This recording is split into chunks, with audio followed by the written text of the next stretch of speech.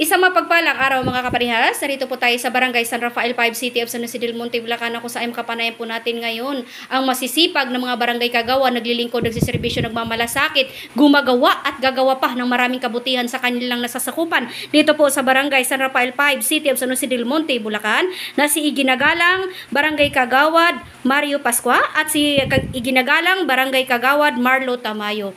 Mga kunsi, kumusta na po ba kayo? Unahin po natin si Kunsihal Mario.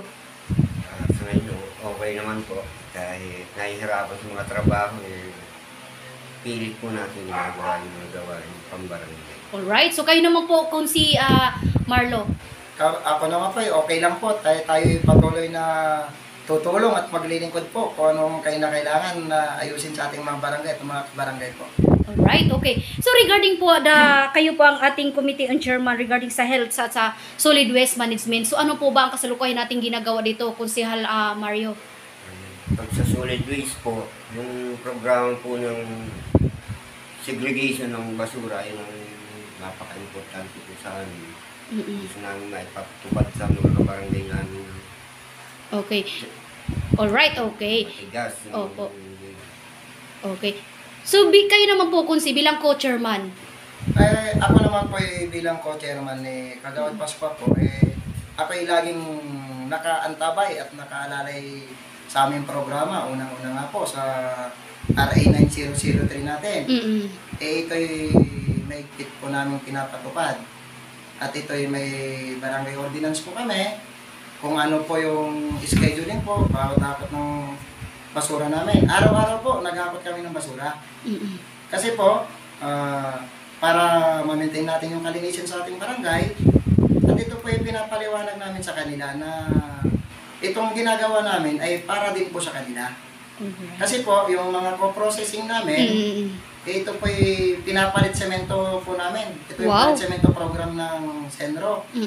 Tapos po, yung mga sementong nakukuha namin, ayun po yung ginagawa namin na pang-responde sa mga request ng mga residente na kanal, mga humps.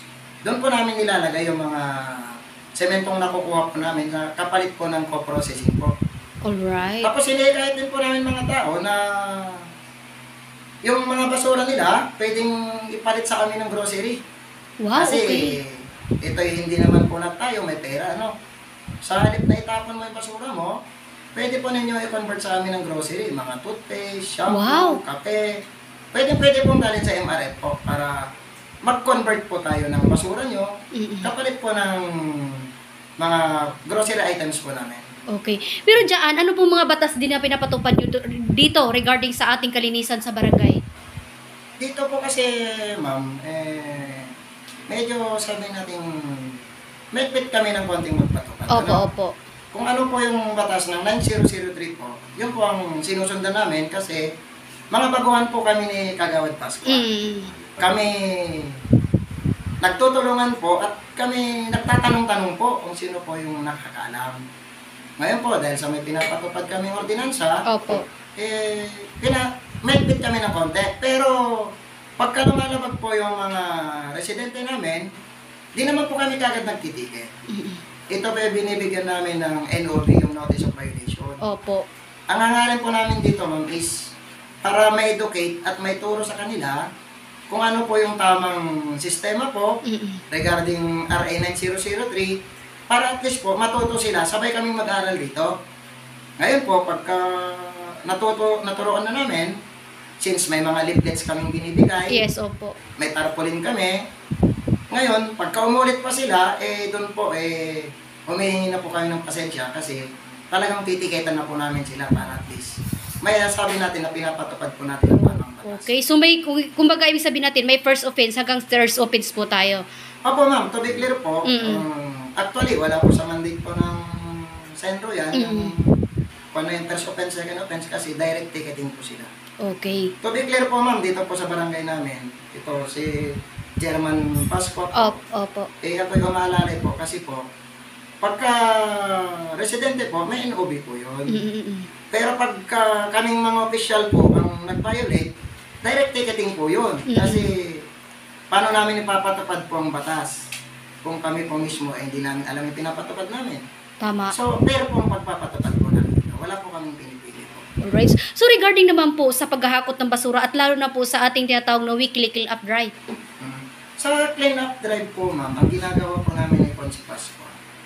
Pagka clean up drive po kasi, kami sumusunod po sa mandatory nila na hindi lang po barangay employees po ang naglilinis. No? Okay, okay. Inihikayat po namin ng mga residente na tulungan kami maglinis. Opo. Kami lang po yung leader nila na mangunguna po. Kami po yung ehemplo na tutularan nila. Kaya ginaguide po namin sila na kailangan hindi lang opisyalis po mag-clean up drive. Opo. Kasama po ang lahat ng residente. Ito po ay nagpapatulong kami sa mga black leaders po namin. Wow, okay. Yun po ang nagpapaikot po.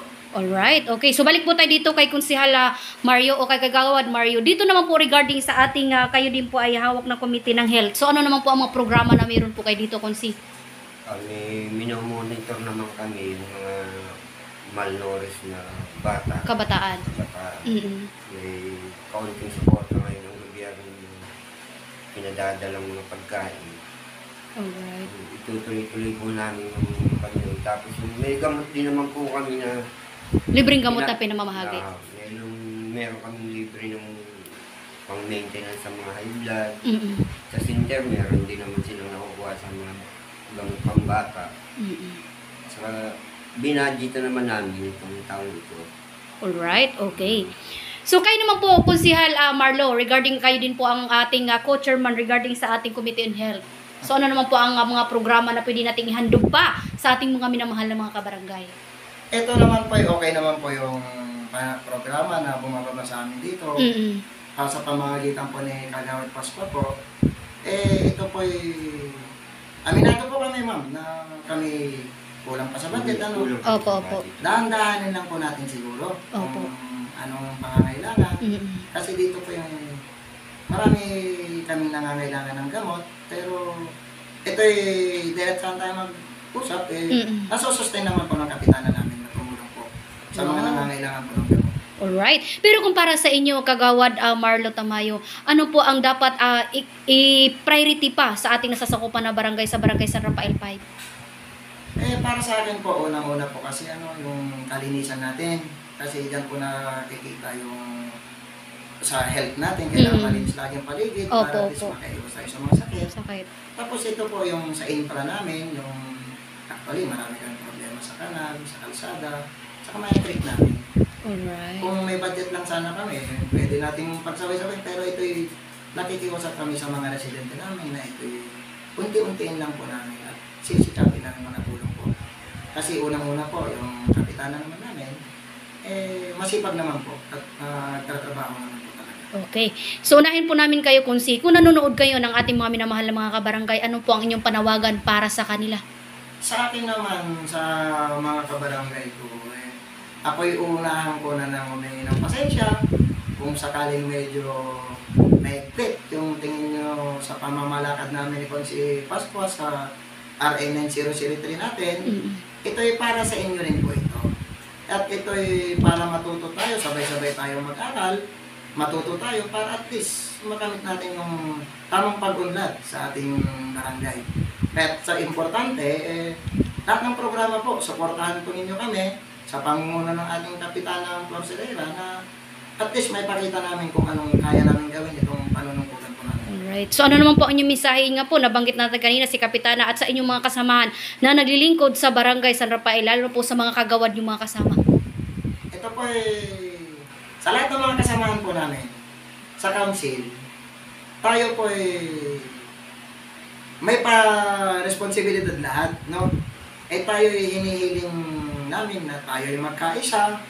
Medyo meron tayong kanya-kanyang opinion, ano? So, ito sharing of opinion lang tayo.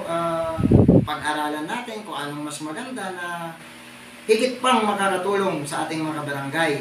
Muli po, sa ating mga kabarangay dito sa Barangay San Rafael 5, inihikayat ko po kayo na tayo sumunod po sa RA 9003 natin, yung Ecological Solid Waste Act of 2000, at tayo sumunod po sa ating segregation policy, at sumunod din po tayo sa mga ordinansa po natin sa paghakot ng basura, para ito ay makatulong po tayo sa ating gobyerno sa sa pangarap natin na mapaliit natin yung mga residual nating itinatapon dahil ito po tayo ay nagbabayad po sa mga dumping area natin, yung mga residual natin.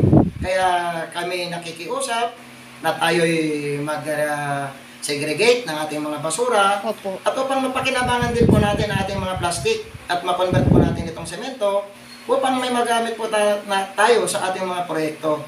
Yun lamang po at inaasahan po namin na tayo makiisa po tungo sa pagbabago ng ating barangay. Salamat po. Wow, alright. Magtulungan tayo. Kumbaga isang pamilya tayo.